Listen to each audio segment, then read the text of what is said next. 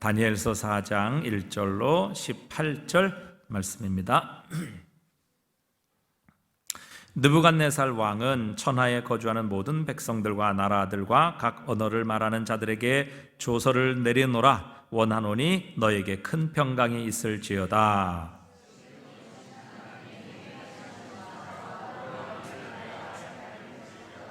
참으로 크도다 그의 이적이요 참으로 능하도다 그의 놀라운 일이요 그의 나라는 영원한 나라요 그의 통치는 대대에 이르리로다. 한 꿈을 꾸고 그로 말미암아 두려워하였으니 곧 내 침상에서 생각하는 것과 머릿속으로 받은 환상으로 말미암아 번민하였었노라.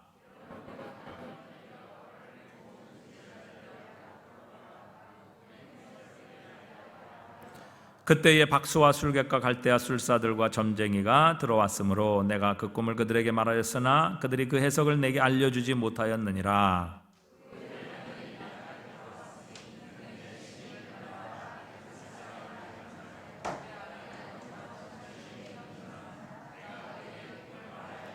박수장 벨드사사라, 내 안에는 거룩한 신들의 영이 있은즉 어떤 은밀한 것이라도 내게는 어려울 것이 없는 줄을 내가 아노니 내 꿈에 본 환상의 해석을 내게 말하라.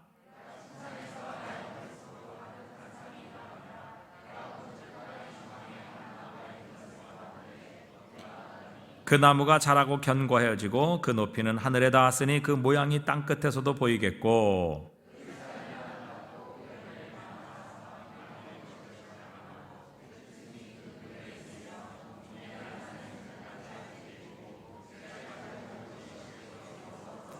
내가 침상에서 머릿속으로 받은 환상 가운데에 또 본즉 한 순찰자 한 거룩한 자가 하늘에서 내려왔는데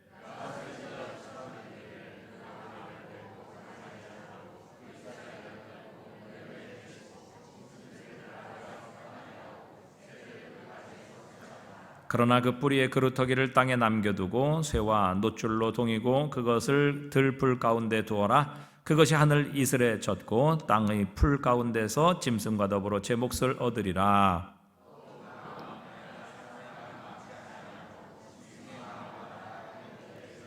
함께 읽습니다. 이는 순찰자들의 명령대로요 거룩한 자들의 말대로이니 지극히 높으신 이가 사람의 나라를 다스리시며 자기의 뜻대로 그것을 누구에게든지 주시며 또 지극히 전한 자를 그 위에 세우시는 줄을 사람들이 알게 하려 함이라 하였느니라. 나 느부갓네살 왕이 이 꿈을 꾸었나니 너 벨드사사라 그 해석을 밝히 말하라. 내 나라 모든 지혜자가 능히 내게 그 해석을 알게 하지 못하였으나 오직 너는 능히 하리니 이는 거룩한 신들의 영이 내 안에 있음이니라. 아멘.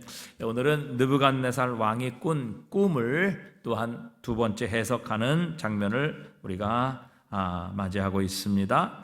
오늘 느부갓네살 왕은 우리가 지난 시간에 다니엘의 세 친구 이 사드락과 메삭과 아벳느고가 풀물불 속에 들어갔지만 그러나 그 풀물불 속에 던져진 그들이 그곳에서 3명이 아니라 4명이 되었고 또 그들이 그 불 속에서 나왔을 때에 머리털 하나 상치 않게 되는 하나님의 놀라운 능력 또 그분의 위대하신 은혜를 축복을 이 느부갓네살이 직접 눈으로 보게 되었죠. 그래서 오늘 모든 백성들에게 마치 대통령이 연두 기자회견 혹은 담화문을 발표하는 것 같이 모든 나라와 백성들과 각 언어를 말하는 자들에게 조서를 내립니다. 그러면서 오늘 보면 2절에 보니까 하나님을 가리켜서 지극히 높으신 하나님이 내게 행하신 이적과 놀라운 일을 내가 알게 하기를 즐겨하노라 그렇게 말하고 있지요.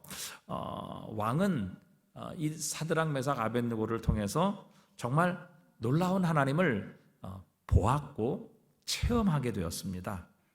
세 친구들이 풀무불 속에서 살아남았을 때 그 광경을 직접 목격하고 보았던 이 느부갓네살이 하나님의 놀라운 능력을 인정하게 되죠. 3장 28절에 보니까 느부갓네살이 말하 이르되 사드락과 메삭과 아벳느고의 하나님을 찬송할지로다. 그가 그의 천사를 보내서 자기를 의뢰하고 그들의 몸을 바쳐 왕의 명령을 거역하고 그 하나님밖에는 다른 신을 섬기지 아니하며 그에게 절하지 아니한 종들을 구원하셨도다. 그러므로 내가 이제 조서를 내리노니 각 백성과 각 나라와 각 언어를 말하는 자가 모두 사드락과 메삭과 아벳느고의 하나님을 경솔히 말하거든 그 몸을 쪼개고 그 집을 거름토로 삼을지니 이는 이같이 사람을 구원할 신이 다른 신이 없음이라 하더라. 이렇게 사드락과 메삭과의 아벳느고의 하나님을 그는 직접 체험하고 경험했었던 것이죠. 지금까지 다니엘의 하나님, 또 사드락과 메삭과 아벳느고의 하나님에 대해서 그는 그저 전해 듣기만 했었습니다. 그러나 이 풀물불 속에 들어갔던 다니엘의 세 친구를 구원하시고 그 머리털 하나 상치 않게 만드셨던 그 하나님의 놀라운 능력, 지금도 살아계셔서 그분에게 충성하고 그분을 위해 자신의 삶을 드린 그의 종들을 지키시고 끝까지 보호하시는 놀라우신 하나님, 능력의 하나님, 그의 택한 백성을 끝까지 버리지 아니하시는 그 살아계신 하나님을 직접 보고 체험했던 것입니다. 그래서 이것을 그는 마음에 담아둘 수가 없었던 것이죠. 오늘 2절에 보니까 지극히 높으신 하나님이 내게 행하신 이적과 놀라운 일을 내가 알게 하기를 즐겨하노라, 이렇게 표현하고 있습니다. 그래서 이 놀라운 감동 그리고 하나님 경험의 이 간증을 그의 마음속에 담아둘 수가 없었던 것이죠. 그래서 그는 이 하나님을 모든 백성들이 듣는 가운데 선포하고 알리기를 원했던 것입니다. 우리도 마찬가지지요. 우리가 예수를 믿은 지 오래될수록 참 누군가를 전도하는 것이 쉽지 않은 것을 우리는 보게 됩니다. 왜 그렇습니까? 왜 우리가 예수를 믿으면 믿을수록, 오래되면 오래될수록 우리가 예수를 전하고 복음을 전하고 전도하는 일이 점점 어렵고 힘들어질까요? 그 이유 중에 하나는 우리가 만난 하나님, 정말 우리가 감동받았던 그 하나님, 정말 우리에게 은혜를 주셨던 그 하나님에 대한 감동과 감격이 점점 더 이제 흐려지기 때문이죠.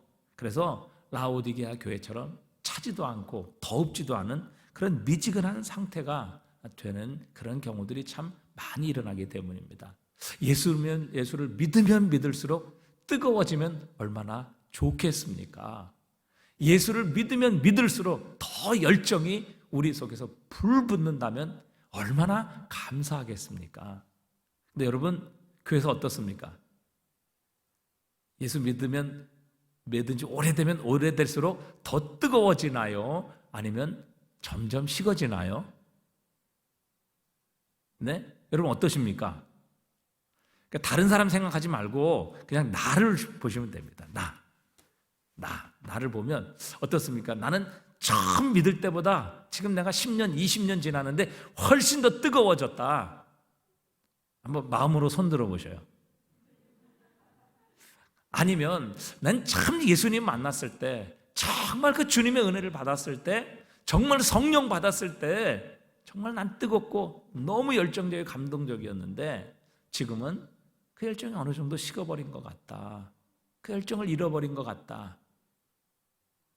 여러분 어떻습니까? 예수를 믿은 지 오래되면 오래될수록 여러분 더 우리의 신앙이 뜨거워지고 더 하나님을 향한 이 은혜로 인하여 우리가 정말 열정이 넘치게 된다면 훨씬 더 우리는 아주 우리의 신앙생활이 더 기쁘고 감사가 넘치고 감격이 넘치게 될 것입니다. 그런데 이상하게 우리가 신앙생활을 오래 하면 오래 할수록 이게 열정도 식어지는 것 같고 감동도 점점 사라지는 것 같고 또 하나님을 향한 감격도 점점 식어지는 것 같단 말이죠. 왜 우리에게 이런 일이 일어나게 될까요? 뭐 여러 가지 이유가 있을 것입니다. 우리가 세상을 살다 보면 죄도 범하게 되고 또 나도 모르는 사이에 이 감격을 잊어버리는 이런 경우들도 굉장히 많은 것 같아요. 그런데 오늘 이 느부갓네살은 정말 따끈따끈한 감동을 가지고 있었습니다. 정말 살아계신 하나님, 아니 쇠를 녹이는 풀무불, 그것도 평소보다 7배나 더 아주 뜨겁게 만들었던 그 풀무불 속에 괘씸해서 이 다니엘의 세 친구를 집어넣어 버렸는데, 아니 그 풀물 속에 집어넣는 자는 다 타서 죽었는데 정작 그 풀무불 속에 들어간 다니엘의 세 친구는 거기에서 돌아다니고 또 전혀 머리털 하나 상하지 아니하고 또 3명이 아니 3명을 집어넣은 데고 4명이 있었단 말이죠. 살아계신 하나님께서 그들을 지키시고 보호하시고 정말 하나님께 충성한 자들에게 하나님은 결코 그들을 배신하지 아니하시고 그들을 끝까지 지키시고 그 풀무불 가운데서도 그들을 건지시는 이 위대하신 하나님, 놀라우신 하나님, 듣기만 했던 하나님을 체험하고 만났는데 그게 지금 얼마 지나지 않아서 정말 그의 감동과 열정이 따끈따끈했던 것이죠. 사실 전도는 열정에서 나오고 그 열정은 하나님 체험에서 나오는 것입니다. 그래서 오늘 이 느부갓네살은 아직도 그 하나님 감동, 하나님 체험이 사라지지 않았기 때문에 그런 뜨거운 열정을 가지고 어찌 보면 전도하기를 원했던 것이죠. 그래서 간증하고 있습니다. 하나님이 내게 행하신 이적과 놀라운 일을 내가 알게 하기를 즐겨하노라. 그래서 여러분 우리가 이 열정이 식어지지 말아야 합니다. 여러분 그게 맞지요? 틀립니까? 여러분 예수를 믿으면 믿을수록 우리의 열정이 더 뜨거워야 되지 않겠어요? 하나님을 향한 사랑이 더 간절해야 되지 않겠습니까? 우리의 믿음이 더 충만해야 되지 않겠어요? 성령으로 더 충만해야 되지 않겠습니까? 아니 그게 자연스러운 일 아니겠습니까? 아니 예수를 믿으면 믿을수록 점점 더 열정이 식어진다. 예수를 믿으면 믿을수록 점점 더 기쁨이 사라진다. 예수님을 믿으면 믿을수록 점점 더 성령 충만이 줄어든다. 여러분 이건 정상은 아니잖아요. 그렇죠? 예수 믿으면 믿을수록 더 열정이 뜨거워져야 되죠. 아닙니까? 맞죠? 동의하십니까? 아멘입니까? 네, 아멘입니다. 그런데 여러분 지금 나의 모습은 어떤가요? 나의 모습은 그래서 여러분이 모태신앙을 가리켜서 모태신앙이라 아무것도 못한다. 열정도 없고 그 다음에 왜 모태신앙이 그런가 하면 사실 이 강렬한 하나님 체험이 별로 없기 때문에 그렇습니다. 자, 그래서 여러분 우리 모습을 좀 한번 돌아보십시다. 정말 내가 예수 처음 믿을 때 주님을 만났을 때보다 더 내가 하나님을 향한 열정과 정말 성령 충만함이 더 풍성해졌는가? 더 뜨거워졌는가? 더 열심히 있어졌는가? 더 감동으로 충만한가? 아니면 정말 처음 예수 믿었을 때보다 너무 지금 내 모습을 보니까 너무 식어졌다. 너무 열정도 사라졌다. 그 원인이 어디에 있을까? 여러분 우리가 이 하나님을 향한 열정이 식어지지 않기 위해서는요, 우리가 늘 하나님께서 나에게 베풀어 주신 은혜, 그리고 나를 만나 주셨던 그 은혜를 이렇게 기억해야 합니다. 잊어버리지 말아야 돼요. 저는 아주 어릴 때 정말 제가 추위를 굉장히 아주 안 좋아합니다. 싫어해요. 왜냐하면 어릴 때 너무 이 추위 때문에 고생을 해가지고 그때는 부엌도 없었어요. 그냥 뭐 벌판에 그냥 이런 천막 같은 거 하나 쳐놓고 거기서 밥을 해 먹고 또 거기서 이제 뭐 씻고 그랬는데 겨울 되면 뭐 천막에 벽이 이런 게 없으니까 완전히 그냥 그 옥상에 벌판에 그냥 이렇게 가스 이렇게 프로판 가스 그거 놓고선 뭐 밥도 해 먹고 그랬거든요. 그런데 그러니까 겨울만 되면 뭐 물이 꽁꽁 얼어가지고 세수를 못 하는 거예요. 그래서 뭐 세수를 못 하고 학교도 가고 이럴 때도 있었고요. 그래서 이제 세수를 한번 하려면 그 추운 겨울에 또 서울 얼마나 춥습니까? 추운 겨울에 이제 가스불을 틀어가지고 이제 가스로 얼음을 녹이고 그래서 이제 물을 어느 정도 뜨뜻하게 만들어서 겨우 이제 세수를 하고 이렇게 이제 학교도 가고 그랬던 기억이 있습니다. 그래서 지금은 이제 아파트에 살거든요. 아파트에 사는데 이렇게 틀면 따뜻한 물이 나오는 것이 얼마나 감사한지 몰라요. 따뜻한 물 나오는 건 이건 천국입니다. 천국. 따뜻한 물로 만약에 이 샤워를 한다. 이 겨울에 정말 감동입니다. 감격입니다. 근데 왜 감동이고 감격인가 하면 그때를 생각하면 지금은 천국입니다. 천국. 어떻게 여러분 집에서 옷을 벗고 샤워를 해요. 따뜻한 물로. 상상도 할 수 없었던 그 일이 지금 저의 삶에 벌어지고 있는 이 모습을 보면 그래서 저는 이제 씻을 때마다 따뜻한 물로 씻을 때마다 정말 하나님께 감사해요. 너무너무 감사해요. 천국 같은 거예요. 왜? 그때를 생각하면 이런 일들은 상상도 할 수 없는 일들이 저에게 지금 일어나고 있기 때문에, 그래서 샤워를 하면서 늘 감사합니다. 따뜻한 물로 샤워할 수 있게 하신 하나님, 따뜻한 물로 세수할 수 있게 하신 하나님, 얼마나 감사한지 몰라요. 그러니까 여러분, 우리가 늘 그때를 생각하면, 그때를 기억하면 지금의 모습에 하나님이 주신 은혜를 우리는 감동하고 감격할 수 있습니다. 그래서 바울도 디모데를 향해서 격려했어요. 디모데후서 1장 6절에 보니까요, 한번 읽어보겠습니다. 그러므로 내가 나의 안수함으로 내 속에 있는 하나님의 은사를 다시 부릴 듯하게 하기 위하여 너로 생각하게 하노니, 그랬어요. 그러니까 바울이 다시 한번 디모데에게 안수를 함으로써 내 속에 있는 하나님의 은사를 어떻게 해요? 어떻게 해요? 다시 부릴 듯하게 하기 위하여.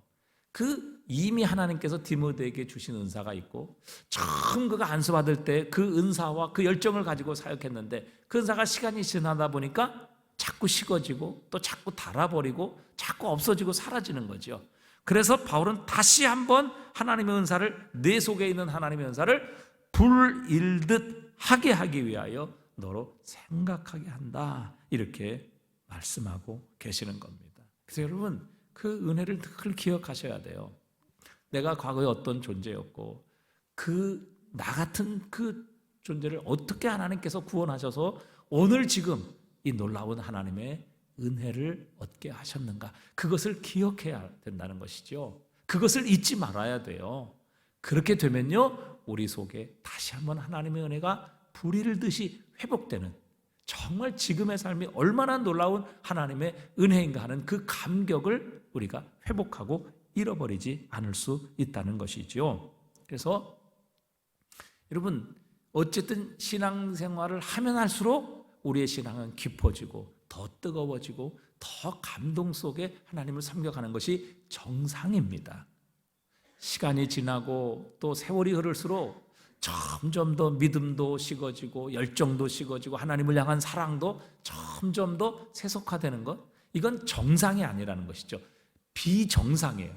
근데 우리는 너무 비정상을 그저 정상처럼 생각하고 신앙생활을 해가고 있는 것이죠. 그래서 오늘 이 느부갓네살을 통해서 하나님께서 우리에게 주시는 교훈이에요. 정말 하나님의 은혜를 체험했을 때 여러분, 그 은혜를 간직할 수가 없었어요.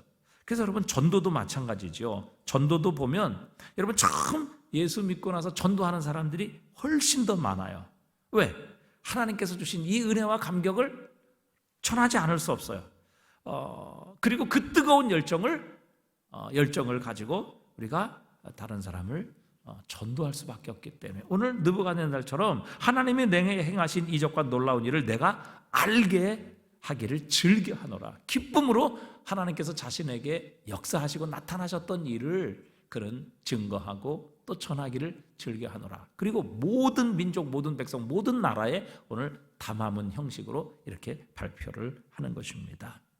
하나님께서 다시 한번 우리 속에 주셨던 은사와 은혜와 능력을 불일 듯이 회복시켜 주시기를 축복합니다. 그래서 여러분, 다시 한번 이전보다 더 뜨거워야 되지 않겠습니까? 이전보다 더 열정이 넘쳐야 되지 않겠습니까? 이전보다 더 많이 주님 사랑해야 되지 않겠습니까? 이전보다 더 우리의 믿음이 깊어져야 되지 않겠습니까? 이전보다 더 성숙한 믿음으로 우리 하나님 사랑하고 섬기며 예배해야 되지 않겠습니까? 여러분, 우리의 하나님께서 우리 속에 주신 이 놀라운 은혜가 다시 한번 불일 듯이 회복되는 역사가 있기를 주님의 이름으로 축복합니다. 그것을 위해서 우리는 늘 하나님께서 주신 그 놀라운 은혜, 내가 과거에 어떤 모습이었고 지금 나에게 주신 하나님의 은혜를 기억하는 것, 우리가 잊지 말아야 합니다. 자, 그런데 느부갓네살이 자신의 집에 편히 있으며 자신의 궁에서 평강할 때 한 꿈을 꾸게 됩니다. 이 자신의 집에 편히 있으며 자신의 궁정에서 평강할 때라는 표현은 이 바벨론 문학에 있어서 정복자가 사방의 적들을 다 제압하고 왕국을 안정시켰을 때에 쓰는 표현입니다. 그래서 사실 바벨론의 느부갓네살 왕은요, 동쪽으로는 인도까지, 그리고 서쪽으로는 지중해 섬들, 그리고 당시 가장 부유했던 두로까지, 그리고 남쪽으로는 애굽까지 정복을 했던 그런 아주 대단한 왕이었죠. 밖으로는 모든 대적들을 제압하고 또 다른 나라 왕들을 자기 발 밑에 두었던 그때였습니다. 정말 제국을 일으켜서 가장 호화롭고 웅장한 바벨론 도성 왕궁까지 건설하고 세상에서는 더 이상 느부갓네살을 능가할 사람이 없었던 바로 그때였습니다. 그 인생의 최고의 전성기, 그리고 정점을 찍었던 바로 그때, 모든 것이 자기 마음대로 다 될 것 같은 소위 태평성대였죠. 그런데 위기는 바로 그때부터 시작이 되었습니다. 느부갓네살이 한 꿈을 꾸게 됩니다. 5절에 보니까 한 꿈을 꾸고 그로 말미암아 두려워하였으니 곧 내 침상에서 생각하는 것과 머릿속으로 받은 환상으로 말미암아 번민하였노라. 꿈을 꾸는 것, 침상에서 생각하는 것, 또 속으로 받은 환상, 뭐 다 동일한 말이죠. 같은 뜻입니다. 왕은 자신의 꿈을 3번씩이나 반복할 정도로 그 내용이 굉장히 충격적이었던 것이었습니다. 그래서 그 꿈을 꾸고 느부갓네살은 오늘 두려워하고 번민하게 되었다, 이렇게 말씀하시죠. 두려워하였으니 또 번민하였었노라, 이렇게 말합니다. 자신의 꾼 꿈이 무언가 불길한 것 같은, 정말 하나님의 계시, 하늘의 계시 같은 것을 어렴풋이 짐작을 할 수 있었습니다. 그런데 도대체 그 꿈이 무엇인지, 하나님께서 보여주신 계시가 어떤 것인지 그는 짐작할 수 없었기 때문에 더욱더 마음이 불안했던 것이죠. 그게 뭔가라는 것을 확실히 깨닫고 알았다면 뭐 대책을 세우든지 자기가 뭐 무슨 결정을 내리고 선택을 할 텐데, 분명히 좋지 않은 꿈 같았는데 그 꿈이 무엇인지는 확실하게 몰랐던 것입니다. 그래서 자신의 꿈으로 말미암아 느부갓네살은 가장 인생의 정점기에 있었을 때 어느 누구도 그를 타치하지 못하고 모든 왕들 위에 가장 뛰어난, 그리고 태평성대를 이루었던 바로 그때에 그는 두려워하고 번민하게 되었던 것이죠. 그는 세계를 정복한 바벨론 제국의 왕입니다. 겉으로 보면 그를 대적할 자가 없습니다. 그에게 뭐라고 할 사람이 누가 있겠습니까? 그는 모든 것을 가진 자입니다. 마음대로 할 수 없는 것이 하나도 없는, 그야말로 모든 것을 가진 왕이었습니다. 그런데 하룻밤에 꾼 꿈 때문에 그는 너무 불길하고 불안하고 두려워했던 것이지요. 여러분, 역사의 주관자이신 하나님을 믿는 믿음이 없으면 모든 게 두렵고 불안한 것입니다. 북한에서 미사일 쏘면요, 빨리 슈퍼 가서 사재기 해야 되고요, 이자가 0.25% 오르게 되면요 두렵습니다. 불안합니다. 근거 없는 작은 소문에도 두렵고요, 조금만 땅이 흔들려도 이 지진 때문에 견디지 못하고 숨고 싶어지는 것입니다. 조그만 위협에도 견딜 수 없는 그런 고통과 두려움, 그리고 번민을 겪는 것, 그것이 바로 하나님 없는 사람들의 모습인 것입니다. 그러나 하나님께서 세상을 통치하신다, 하나님께서 진정한 세상의 왕이시다, 그분께서 모든 것의 결정권을 가지신 분이시다라는 것을 믿는 사람은요 두렵지 않습니다. 세상의 흔들림과 세상의 변화에도 결코 당황하거나 두렵지 않습니다. 왜요? 이 모든 것의 주권을 우리가 믿는 하나님께서 가지고 계심을 믿기 때문입니다. 그래서 시편 27편 1편 다윗의 시 우리 한번 읽어봅니다. 여호와는 나의 빛이요 나의 구원이시니 내가 누구를 두려워하리요? 여호와는 내 생명의 능력이시니 내가 누구를 무서워하리요? 악인들이 내 살을 먹으려고 내게로 왔으나 나의 대적들 나의 원수들인 그들은 실족하여 넘어졌도다. 군대가 나를 대적하여 질친지라도 내 마음이 두렵지 아니하며 전쟁이 일어나 나를 치려할지라도 나는 여전히 태연하리로다. 아멘. 여러분, 이 시편 27편이 다윗이 느부갓네살처럼 태평성대에 모든 대적들을 다 제압하고 나서 이제 자신의 성을 건축하고 더 이상 자신을 대적할 그런 대적이 없는 바로 그 시대에 지은 시가 아니라 자기 아들 압살롬에게 배반을 당해 야반도주를 하고 그의 목숨이 총각에 달린 바로 그때에 지은 시입니다.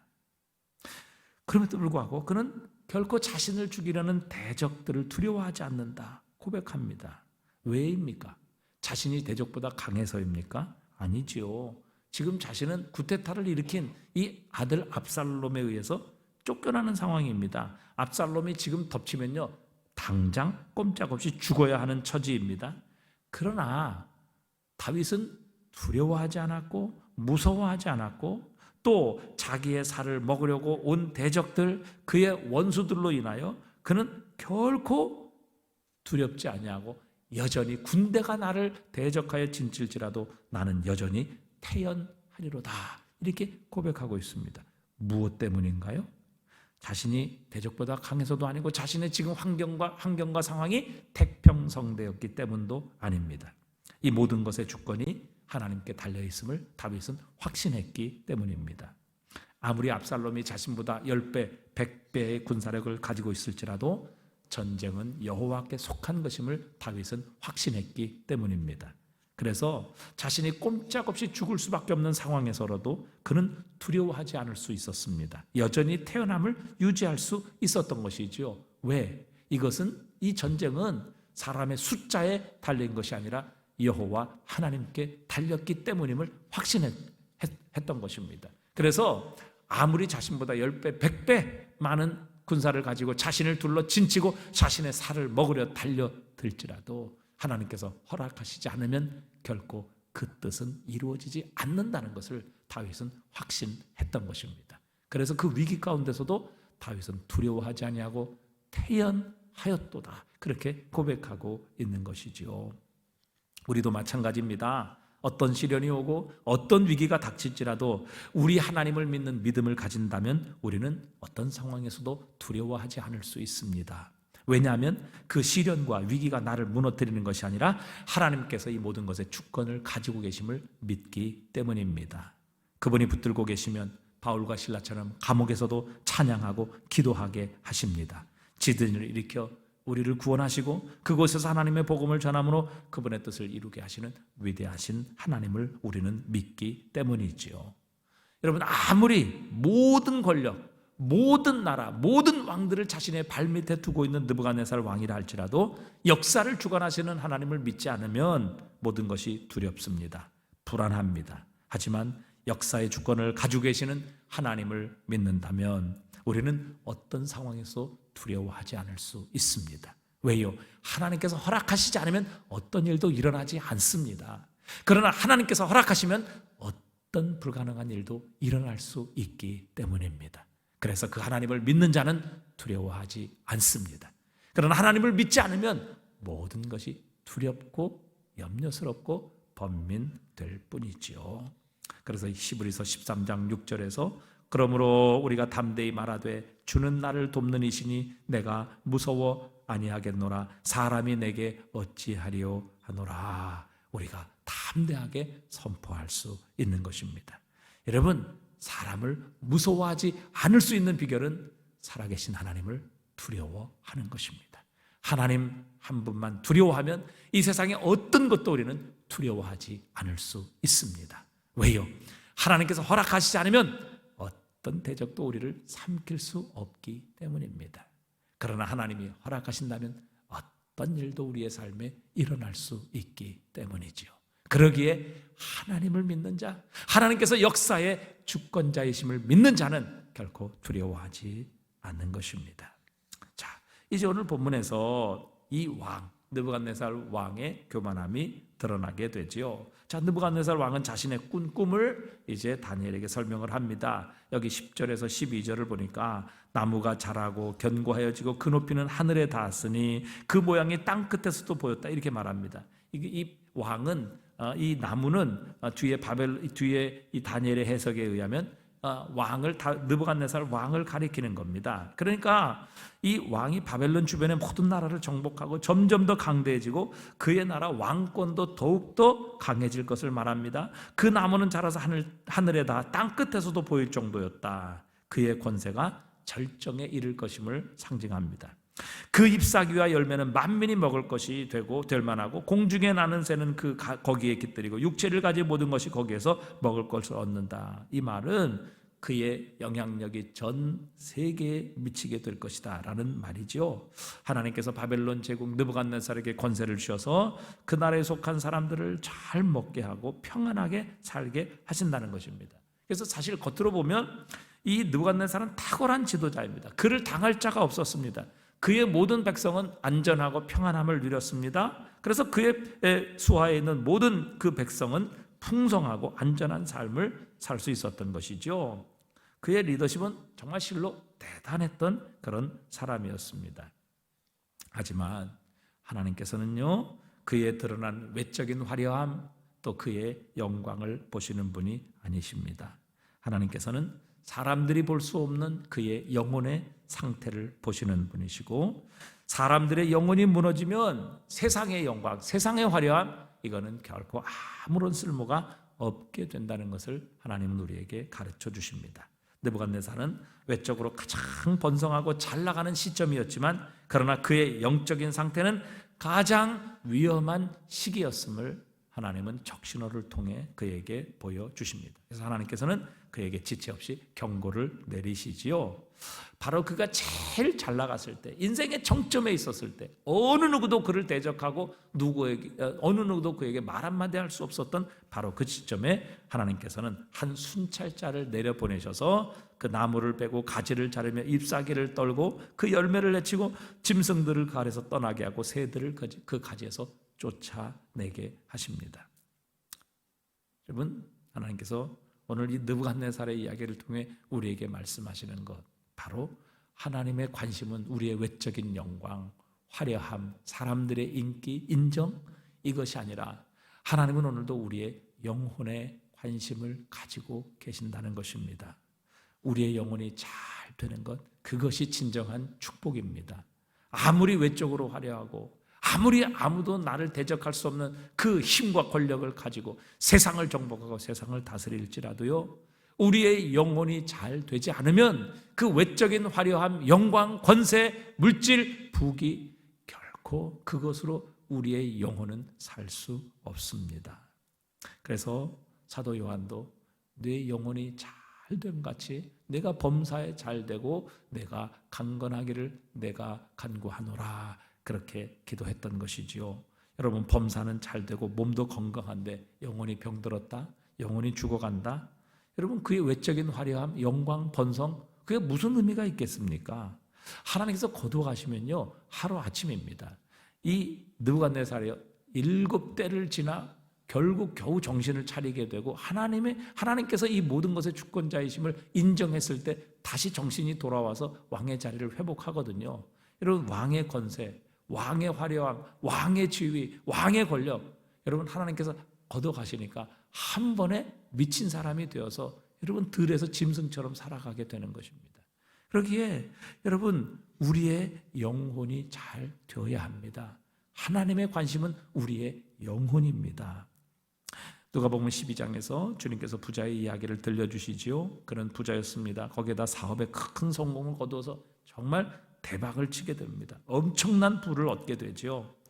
그때 그는 어떻게 이 성공을 유지할 수 있을까? 어떻게 그 풍성함을 영원한 내 것으로 만들 수 있을까? 고민하다가 이제 은행에 더 큰 금고를 빌리고 거기에 자신의 모든 재산을 넣어둡니다. 그리고 스스로 만족해하며 자신에게 이렇게 말합니다. 내가 내 영혼에게 이르되 영혼아, 여러 해 쓸 물건을 많이 쌓아두었으니 평안히 쉬고 먹고 마시고 즐거워하자. 그때 주님께서 부자를 찾아오십니다. 하나님이 이르시되 어리석은 자여, 오늘 밤에 내 영혼을 도로 찾으리니 그러면 내 준비한 것이 누구의 것이 되겠느냐 하셨으니 자기를 위하여 재물을 쌓아두고 하나님께 대하여 부여하지 못한 자가 이와 같으니라, 우리에게 말씀하셨습니다. 쌓아둔 재물, 풍성한 소출, 화려한 외적 영광, 사람들의 인정, 여러분, 이런 것들은요 하나님과 아무 관계가 없습니다. 우리 그것 때문에 하나님께 칭찬받는 건 아니고요, 그것 때문에 하나님 앞에 어여시 설 수 있는 것 아닙니다. 그것으로 인하여 우리가 구원받을 수 있는 것 아니고요, 그것 때문에 우리 지은 죄가 용서받을 수 있는 것도 아닙니다. 여러분, 그래서 하나님이 정말 오늘도 우리에게 중요하게 보시는 건요, 우리의 외적인 화려함, 영광, 가진 소유, 이런 거 아니에요.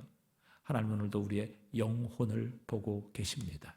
우리의 영혼이 잘 되고 있는가? 영혼이 정말 건강한가? 영혼이 정말 하나님의 은혜로 충만해 있는가? 아니면 영혼이 병들어 있는가? 영혼이 죽기 직전인가? 영혼이 지금 실신하기 직전인가? 영혼이 지금 겨우 목숨만 붙어 있는가? 그런데 외적인 화려함, 사람의 인정, 내 지위 이런 것들로 인해 내 영혼이 지금 죽어가고 있는 것을 모르고 있다면 이건 정말 비참한 인생이 될 수밖에 없는 것이죠. 하지만 우리의 영혼이 잘 되면요, 모든 것이 진짜 축복입니다. 없어도 결코 부족하지 않습니다. 왜요? 모든 것이 되시는 주님께서 우리와 함께 해주시기 때문입니다. 그러기에 느부갓네살을 통해 하나님께서 우리에게 정말 중요한 것은 외적인 화려함, 영광, 성공, 또 이 외적인 평안함이 아니라 우리의 화려한 외모도 아니라 정말 사람들이 보지 않는 하나님만이 보실 수 있는 우리의 영혼이 잘 되는 것임을 말씀하고 계십니다. 여러분의 영혼은 안녕하십니까? 여러분의 영혼은 잘 되고 계십니까? 주님께서는 사랑하는 자여, 네 영혼이 잘 됨같이 내가 범사에 잘 되고 강건하기를 내가 간구하노라, 우리에게 말씀하십니다. 여러분, 외적으로, 물질적으로 또 내 모든 일들은 잘 풀려가고 평안하고 또 점점 더 풍성해지고 잘 돼가는데 내 영혼은 점점 더 피폐해지고 내 영혼은 점점 더 시들어가고 내 영혼은 하나님 보시기에 정말 비참해지는 그런 모습으로 내 영혼이 그렇게 된다면 결코 이것은 축복이 될 수 없을 것입니다. 하나님께서 오늘 느부갓네살을 통해서 그것을 경고하시는 것이죠. 그 인생의 최고의 전성기, 어느 누구도 그를 도전할 수 없고 그는 모든 것을 할 수 있고 가진 바로 그 시간에 하나님께서는 그의 교만함을 분명하게 지적하시고 정말 우리 인생에 중요한 것이 무엇인가 하는 것을 우리에게 말씀하고 계십니다. 자, 이제 느부갓네살이 이 다니엘에게 이렇게 고백하죠. 오늘 18절에 보니까 이렇게 말합니다.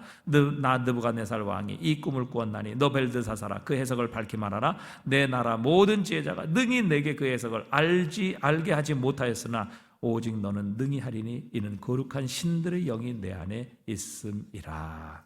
사실 느부갓네살은요, 할 수 없다 하는 말을 가장 싫어하는 사람 중에 하나입니다. 왜요? 그만큼 그는 하고 싶은 모든 것을 다 했기 때문이지요. 그래서 자신의 제국 바벨론에 대해 정말 자부심이 참 강한 사람이었습니다. 그런 그가 다니엘 앞에서 이제 먼저 자신의 나라의 모든 술사들 다 불렀잖아요. 어느 누구도 그것에 대해서 해석할 수 있는 사람이 없었어요. 그래서 결국에는 다니엘을 찾아온 거거든요. 처음부터 다니엘 찾아온 게 아니에요. 자기가 할 수 있는 거 다 해봤다고요. 이 이방, 자기가 멸망시킨 이 작은 나라 유다의 이 다니엘을 찾아오기까지 얼마나 자존심이 상했겠습니까? 결국 다니엘 앞에서 자신의 자존심을 버리고 부탁합니다. 내 나라 모든 지혜자가 능히 내게 그 해석을 알지 못하게 하였으니 오직 너는 능히 할 것이다. 이는 거룩한 신들의 영이 내 안에 있음이라. 대제국의 황제가 자신이 멸망시킨 작은 나라 유다의 포로 출신에게 도와달라고 간청하고 있는 것입니다. 여러분, 어떻게 이런 일이 일어나게 되었습니까?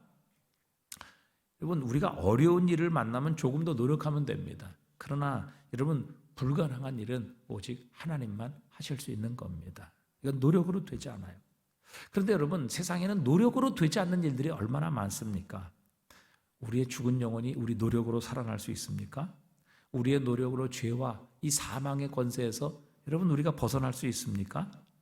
우리의 힘과 노력으로 우리가 천국에 들어갈 수 있습니까? 우리의 의로움으로 하나님 앞에 설 때 재판장이신 하나님 앞에 나는 죄 없습니다.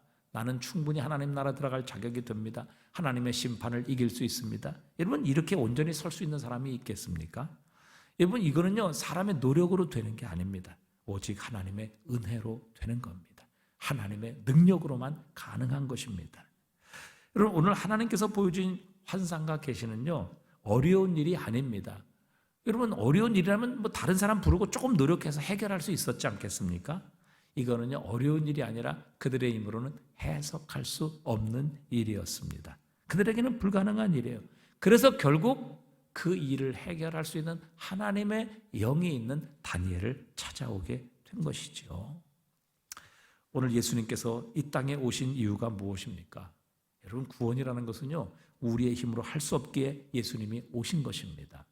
여러분, 우리의 힘으로 할 수 있다면, 우리의 힘으로 죄를 이기고 의롭게 될 수 있다면, 우리의 힘으로 하나님 나라의 천국에 들어갈 수 있다면, 우리의 힘으로 하나님의 심판대에 설 수 있다면 굳이 예수님이 오셔서 십자가에 죽으실 이유가 있겠습니까? 여러분, 구원은 우리의 힘으로 불가능한 것입니다. 오직 하나님만이 하실 수 있기에 하나님께서 독생자를 이 땅에 보내셨고, 우리 주님은 이 땅에 오셔서 우리 대신 십자가를 지신 것입니다. 그래서 우리의 구원은 오직 예수 그리스도를 믿음으로만 얻을 수 있는 것이죠. 우리의 구원은, 우리의 죄의 용서는 오직 예수 그리스도의 십자가에 흘리신 보혈을 통해서만 가능한 것입니다. 우리는 우리의 노력과 힘이 아닌 예수 그리스도를 믿음으로 말미암아 하나님 앞에 의롭다 하심을 얻을 수 있는 것이지요. 그러기에 예수님 외에 다른 구원받을 만한 이름을 이 땅에 주신 일이 없습니다. 사람의 노력으로는 불가능하기에 예수님이 이 땅에 오셨고, 우리 대신 십자가를 지시고 죽으시고 다시 사신 것입니다. 우리는 그 예수를 믿음으로만 구원받을 수 있습니다. 세상에 어느 누구도, 또 어떤 거룩한 사람도, 어떤 지혜자도, 어떤 능력을 가진 사람도 자신의 힘, 노력으로는 결코 하나님의 구원을 얻을 수 없습니다. 그러기에 예수님 이 땅에 보내주셨고, 그 예수 그리스도를 믿음으로만 우리는 구원을 얻을 수 있는 것입니다. 여러분, 우리의 힘과 노력으로 될 수 없는 것, 할 수 없는 이 구원의 은혜를 저와 여러분이 받았습니다. 내가 무엇이가 안 돼? 내가 한 것이 무엇인데 이 놀라운 하나님의 은혜를 주셔서 예수 그리스도를 믿음으로 우리가 할 수 없는, 우리가 얻을 수 없는 이 구원을 얻게 해 주셨습니까? 여러분, 우리가 이 은혜를 깨닫는다면 그 하나님을 찬양할 수밖에 없을 것입니다. 어떤 방법으로도, 내가 가진 무엇으로도, 어떤 열심과 노력으로도 우리가 얻을 수 없는 이 구원, 하나님의 은혜로 얻게 해 주셨습니다. 우리가 이 은혜를 받은 자라는 것을 기억하게 될 때에 우리는 그 하나님의 놀라운 은혜를 찬양하며 감사하며 영광을 올려드릴 수밖에 없는 것입니다. 자, 이제 마지막으로 25절에 보면 다니엘이 느부갓네살에게 그 해석을 알려주게 되지요. 왕이 사람들에게 쫓겨나서 들짐승들과 함께 살며 소처럼 풀을 먹으며 하늘 이슬에 젖어 7대를 지날 것이다. 7대라는 것은 7시즌을 의미하는 것이거든요. 시즌이라는 것은 이 바벨론에서는 여름과 겨울만을 헤아렸다고 합니다. 약 한 3년 반 정도 되는 것이죠. 7대, 7시즌을 의미하는 것입니다.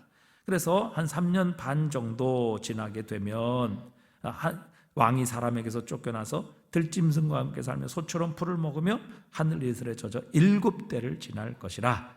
그때 지극히 높으신 이가 사람의 나라를 다스리시며 자기 뜻대로 그것을 누구에게 주시는 줄을 아시리이다. 사람의 나라를 다스리는 분은 왕이 아니라 바로 지극히 높으신 하나님이시라는 것이지요. 즉 왕 위에 진정한 왕, 영원한 왕, 지극히 높으신 하나님께서 계신다는 것을 가르쳐 줍니다. 겸손이 뭡니까? 겸손은요, 자기 자신을 낮추는 것이 아니라 자신 위에 하나님이 계심을 아는 것입니다. 여러분, 내 위에 하나님이 계시는데 어떻게 그 하나님 앞에서 나를 높일 수 있겠습니까?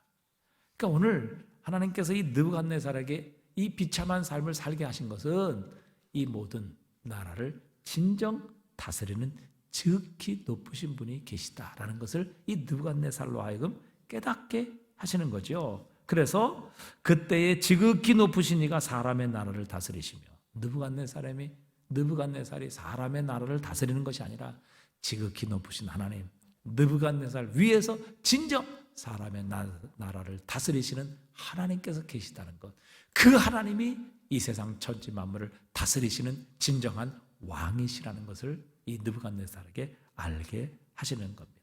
그리고 본문에 보니까 마지막으로 그때 지극히 높으신 이가 사람의 나라를 다스리시며 자기의 뜻대로 그것을 누구에게든지 주시는 줄을 아시리이다. 여러분, 그러니까 이 나라를 다스리시고 그 나라를 누구에게 주실 것인가 선택하고 결정하시는 주권도 바로 우리 하나님께 있다는 것이죠. 지금까지 느부갓네살은 자신의 힘으로 왕권을 얻고 나라를 통일하고 세상을 정복한 줄 알았습니다. 하지만 이 모든 것은 뭐예요? 하나님께서 느부갓네살에게 주신 것입니다. 그분이 선택하셔서 느부갓네살에게 하나님께서 맡기신 겁니다. 빼앗을 능력도 주시고 또 이 나라를 정복하여 느부갓네살이 다스릴 수 있는 모든 권세도 이 사람 나라를 다스리시는 하나님께서 느부갓네살을 선택하셔서 그에게 주었기 때문에 느부갓네살에게 이런 일이 일어나게 되었다는 것을 분명히 가르쳐 주시는 거죠. 그러니까 우리가 잘나고 못난 것 이건 별로 하나님 앞에서는 중요하지 않습니다. 어디까지든지